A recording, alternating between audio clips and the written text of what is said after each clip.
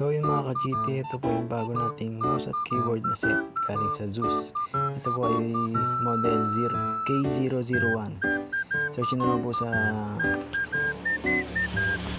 yung link po kung saan ko po binili ay ilalagay ko na lang po sa description. At yan nga po, puti po siya. At ang kagandahan po dito is smooth yung pagkakunya at madali lang po tanggalin yung mga keycaps niya para malinisan ko po agad. Yan, papakita ko po sa inyo kung paano ikabit sa laptop. Madali lang po, para sa USB lang po siya yung pagkakabit niya po.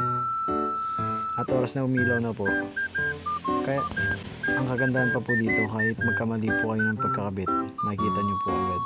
Kasi po kung mali po yung pagkakabit nyo sa USB, hindi po siya ilaw katulad po kanina. Ilaw po siya katulad po kanina pag tama po. Yan. Pati po ang mouse, pag kinabit nyo, ilaw po agad yan. Yan po.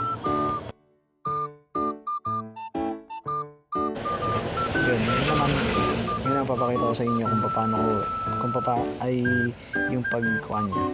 Pag yung ayan, umilaw siya. Lahat gumagana, numlock, scroll, kika ay numlock, lahat.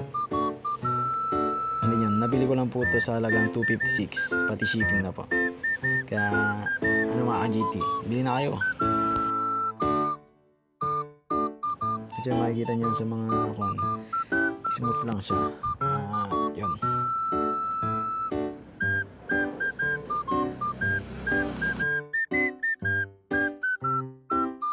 Ito mga ka-GT, yan, makikita nyo smooth lang yung paglipat-lipat niya.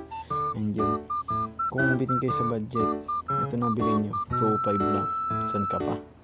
256 pati shipping, depende sa location. And then yun, mga ka-GT,